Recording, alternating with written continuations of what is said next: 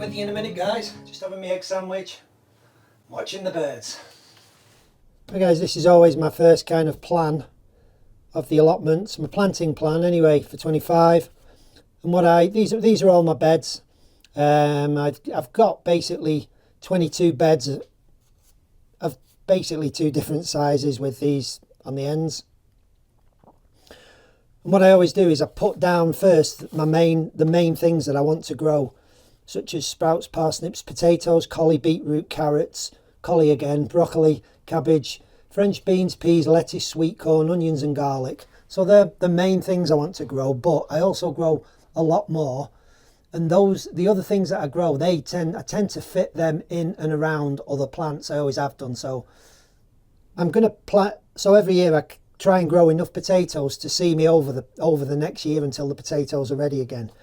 So this year I'm having six of the big beds full of potatoes.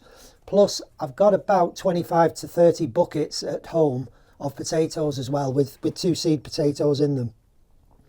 So I kind of just plop things in, and then, although I don't have to rotate this ground, I try to put different plants in the beds each year, just to bring in different microbes. Because if I was just to plant potatoes in one single bed, say this bed every year, potatoes after potatoes after potatoes, the potatoes would grow well. But basically all I've got then in that bed is kind of the microbes that are going to partner up with potatoes. Which is why this year we're having beans in, I've put it in here somewhere, broad beans and potatoes. So every bed is broad bean and potatoes this year. I've revised this plan anyway, is what I'm trying to say. So I'm revising it now, and this will be kind of the rough plan.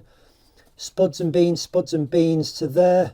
I've moved the sweet corn to the back 2 beds behind the apple trees. Those 2 will be sweet corn, peas, beetroot, onions, and pak choy. So I want a ground cover of underplanting under the sweet corn. I'm going to have beans and peas growing up around the sweet corn, sort of clinging to them and growing up. And that'll be those 2 beds. As soon as these potatoes come out of these beds, which will be July probably, touch wood, we don't get any blight again this year, they'll just be filled straight away. I'll have plants available and ready to grow in these. Now, because I've already had beans in and potatoes, I'm just going to start using some of this new cover cropping stuff I've bought this year, and I'm going to show you what that is now. So I've got these fenugreek seeds. I don't think any of these are sold particularly as seed, but they are just organic fenugreek seed. I've got most of this stuff off eBay actually. And had I been able to buy these in the shops around here, I would have bought them because they're so much cheaper than buying stuff online. For instance, this quinoa, so all this quinoa seed, I bought that in the supermarket, which is, it's 2 or 3 quid a bag for all that quinoa seed. This is jua seed. I bought that online because I couldn't find it around here. Then I've got the buckwheat here, which I'm going to grow this year. There's way too much seed here on a lot of these packets. That's why I said, I'll put a little parcel of a mixture of these seeds, and I'll send them out to one of you guys. I've got some lentils. Lentils, actually, they're just like mustard. You scatter them around, just brown lentils, green lentils, whichever you buy. Scatter them across the ground, a few handful in a bed, rake them in, and they'll come up as a really good low covered green manure. You could put them in September, October. They're just going to come up and get a bit of root in the ground. They're not going to survive winter, but you're going to have some root in the ground over winter. Then I've got my usuals, the vetches, so that's hairy vetch. And I always since I started growing rye, I've always grown hairy vetch with the rye. But I'll probably put some of those hairy vetch into the sweet corn bed this year. So I'll put a few of them in with the sweet corn because they are a nitrogen fixer after all. And then I've got a packet there of amaranth seeds. So you can see there's absolutely millions of seeds in that packet. Got some black-eyed beans there, also known as cowpeas.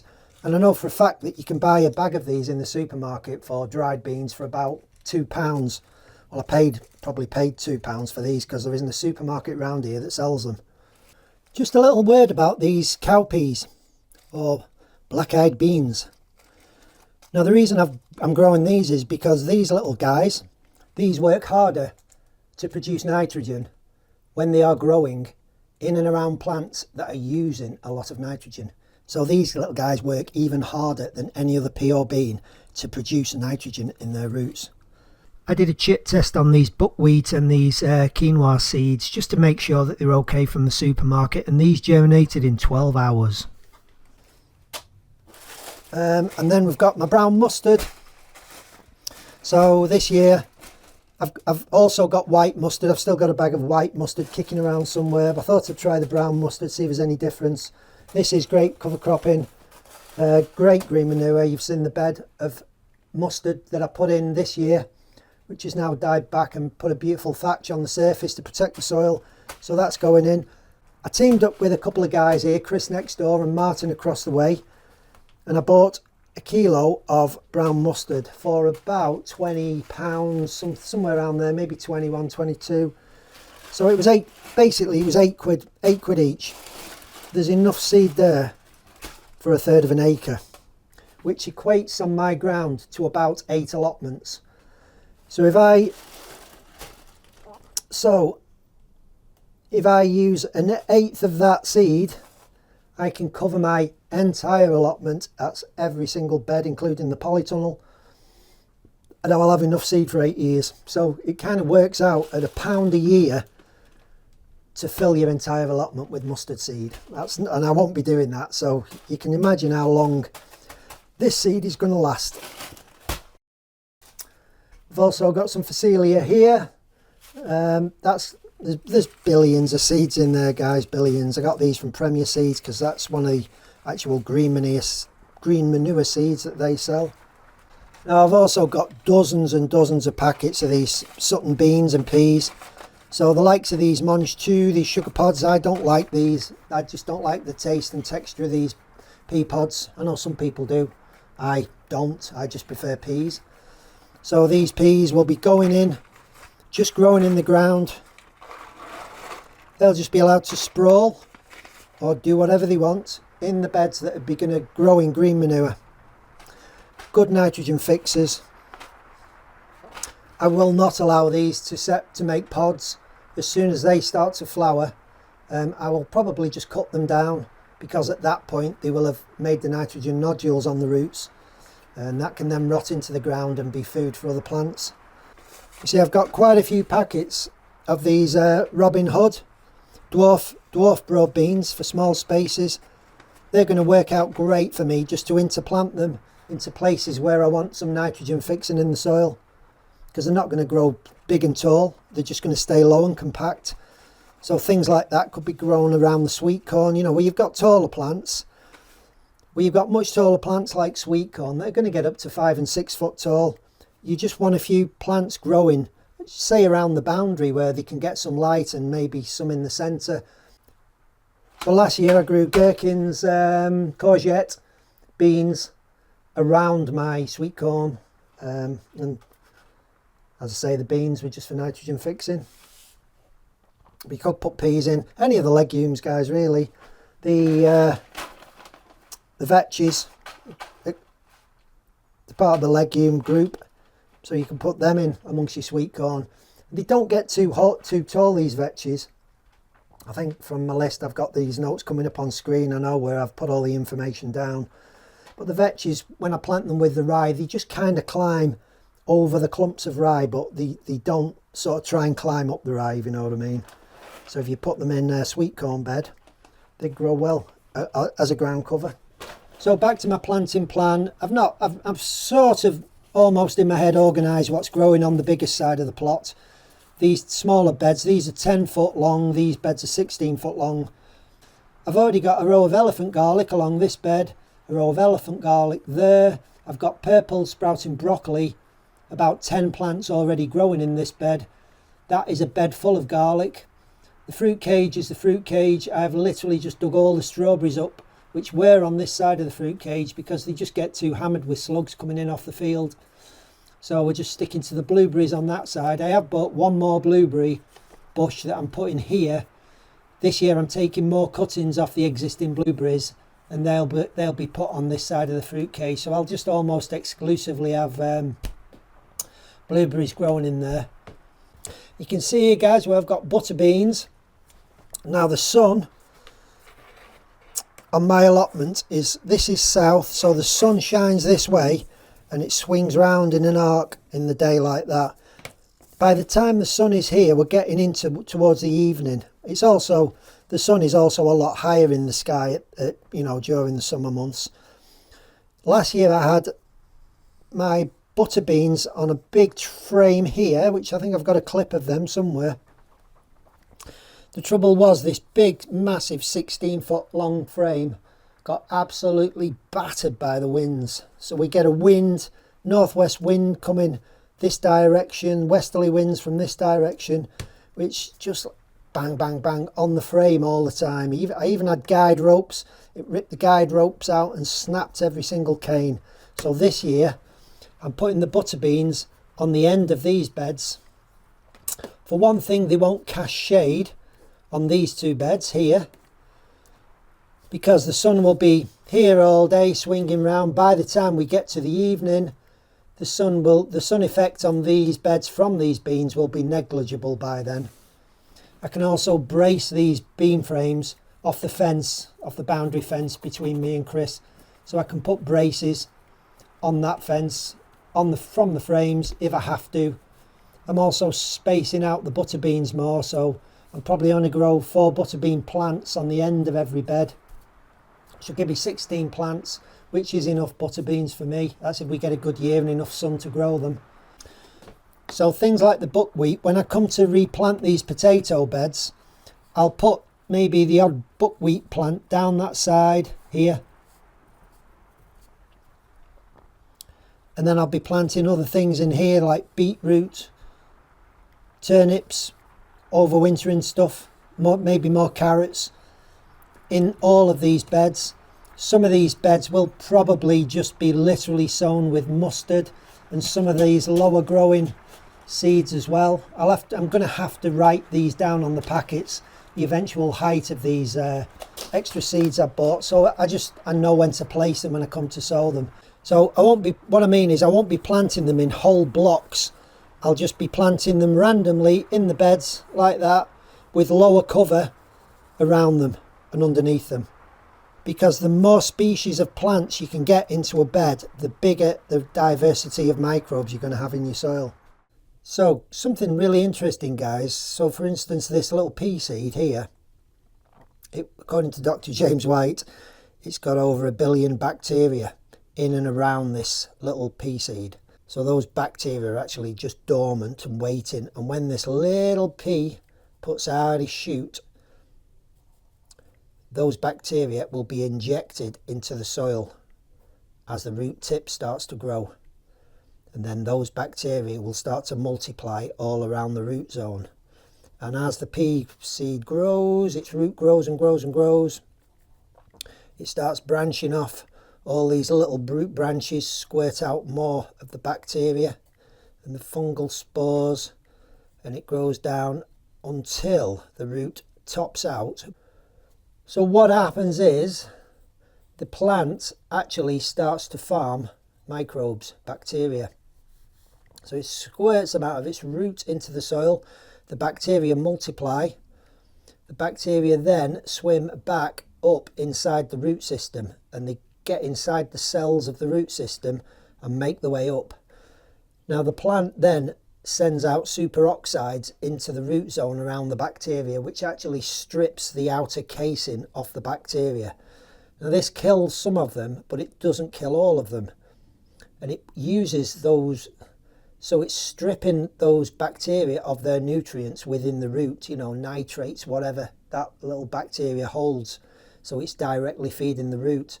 The bacteria that it doesn't kill, those bacteria are able to put out an enzyme to stop this attack from the superoxide. But as a result of that, the sort of chain reaction is that produces nitrogen from the superoxides that the plant is producing to strip them. So in effect, there's then nitrogen within the root zone. This is why you don't need to put nitrogen on your soil. The bacteria and the fungi will make it. So once it's kind of had enough of these little bacteria, or for whatever reason, it starts forming little tiny hairs on the sides of the root, it then squirts these bacteria out back into the soil. But what do these bacteria do? They make their way all the way down to the tip of the root, and they go back in and start the journey, and they get spat out again, and they multiply, and they go back in and they get spat out again, and they multiply, and this cycle just goes on and on and on all around the root zone. And the thing about nitrogen nodules on pea roots, so you get these little tiny balls of nitrogen. Those are actually sacs that the root produces, and the bacteria move into those sacs and start to fill it with nitrogen. They're nitrogen feeding and nitrogen rich bacteria. So those little balls that you see on the side of a pea or legume root are actually little sacs full of nitrogen fixing bacteria. And ideally, this is why we want so many different seeds growing in our ground, because different seeds push out different exudates into the soil to attract different kinds of microbes. So all these random different seeds have different microbes inside the seed shell and inside the cells on the outer casing of the seed. So when we plant all these different seeds, we get different bacteria being squirted out of the roots into the soil. And the reason I'm growing these much taller plants this year, like the buckwheat and the fenugreek and all those different things, because another reason is because of such a tall plant, they put down deep roots like rye, really deep roots. They go scavenging and looking for nutrients. And these bigger, deeper roots are also tell you that it's going to be a taller plant and it needs that anchoring system in the ground. So yeah, so you get a real explosion of fungi and bacteria deeper into your soil with deeper rooted plants.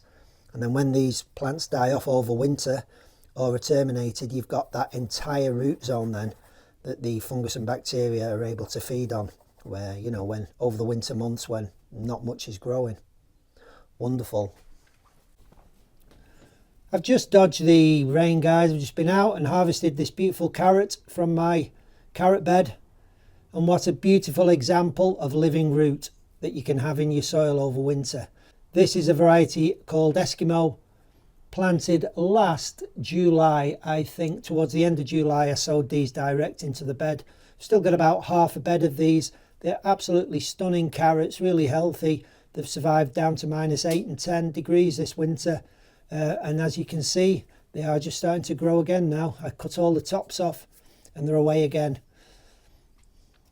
These would go to seed this year if they were left to their own devices. Now the reason I've harvested this carrot is there's some really interesting information, and I got this from a non-profit organisation in the USA, and they were talking about nutrient density in foods. So they did 10,000 food samples from all different types of vegetables. They also did 8,000 soil samples from what those crops were growing in. And they did these samples over multiple different years from places all around the world, from different continents. And what they found was that in conventionally farmed food, the lack of nutrients in the carrot was remarkable. They used the carrot as a for instance, but they said from the whole range of vegetables, from potatoes to onions, it was almost the same in every single sample they took. So the sulfur in a carrot, if you ate this one single carrot, you would have to eat 4 conventionally farmed carrots to get the same amount of sulfur. Phosphorus, you would have to eat 8 conventionally farmed carrots to get the same amount of sulfur. Antioxidants, this was a big one. One of these or 40 conventionally farmed carrots, 40 of them to get the same as this one carrot. Polyphenols, one of these or 20 conventionally farmed carrots to get the same amount of polyphenols. These elements in this food is absolutely vital for our health, guys. You know, they are anti-cancer elements. You know, they're for our immune system to repair our bodies. And conventionally farmed food is so lacking, and all it is, it's the soil microbes, as I said in my last video, that bring this into the food. Without the soil microbes, without this big diversity of soil microbes and fungi in your soil, you're not going to get food that's as nutrient packed and dense as this carrot is, for instance. And by the way, like he said, don't just think that because you're not digging your ground that you're going to have this. You're not. No dig is really important for not disturbing your microbes and not disturbing your fungi, but you also need to feed your microbes. And I was asked a question by Colin only today, actually, while I was filming this, and he said he's no dig, he has been for 10 years, and normally over winter he'd just cover his beds with weed membrane, shade cloth, whatever, just to protect the beds over winter and stop them growing. And stop weeds growing. Would he be better by growing cover crops? And I said, absolutely yes. You've got to, mate. You've got to have either living roots in the soil over winter or dead and dying roots in the soil over winter, like that bed of cover crop I put in last year. All those roots in the soil are food for the microbes and the fungi over the winter period when they're just ticking over. Because guys, if you don't feed the microbes and you don't feed the fungi, just like us, they die without food. So even no dig, you've got to maintain your ground. And it's not difficult, is it, to plant some seeds when you've got all your crops out in September, October. Just get some seeds in the ground, just get some rooting, or plan ahead for it. And it becomes this whole, just a new way of thinking. That's all it is. It's not a new way of doing, it's just a new way of thinking. And it's essential if you want nutrient dense food. He said our biggest receptor for finding out what has got the most nutrients in is purely the taste, and that is absolutely true, because I could not go into a supermarket and bite into a carrot and get anywhere near the same experience I can get from this carrot. These are sweet, they taste absolutely amazing. You can eat them raw, you just don't even have to cook them. They are beautiful. Look at the time, guys. It's brew time. Well, let's have another brew. If anyone's interested in seeing how this new shed came to be, I'll do that as a next video. I've got a lot of saved pictures I took. I didn't really film it. I was just too busy doing it. But I did take quite a few pictures of it arriving on the allotment and then being put up to as you see it now. Don't worry, I'm going to come back to cover cropping throughout the year, and as I start to build and form my beds, you'll be able to see how I'm going to put all these cover crops in, these green manure crops, this polyculture, whatever term you want to use, guys. All I'm saying is put lots of different plants in the same ground, and that's the easiest way to kind of call it. I'm going to do a few little packets of these inside a pack and send them to one of you, so just leave a comment downstairs here in the description saying you'd like a pack. I'll pick one at random. Kel's boiling.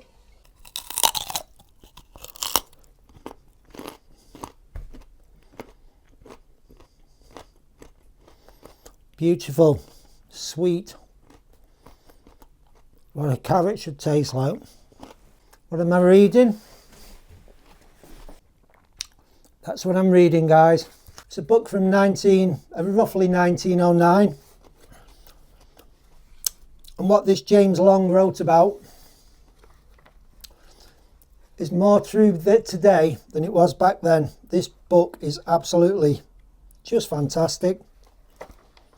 He goes on about small holdings, small farms up to about 10-20 acres. It's just so insightful, guys, and what he has wrote in this book is so on point. It is absolutely unbelievable. And I think what I'll do is I'm just going to read you short excerpts from this book at the end of every video. Now in this case he's talking about legumes. And he says the seed having germinated the bacteria assists the young plants to obtain the nitrogen they require. And this in conjunction with the minerals which have been supplied in the fertilizers and manures enable them to grow to produce a crop. Looking at the subject from this point of view, we may regard the soil as a medium for the production of crops rather than as their source. Before the discovery of the fact that bacteria were the means of assisting leguminous plants to obtain atmospheric nitrogen, many experiments were made in order to determine how and from what source nitrogen was obtained by growing plants in the field culture. In those cases in which, like clover, a larger quantity was removed in the crop than was known to be present in the soil. It is now well known that although clover is rich in nitrogen, the roots which are left in the soil after the removal of a crop may contain more nitrogen than was present in the soil before the seed was even sown. What can you say, guys? Thanks for watching. I'll see you soon. Bye for now.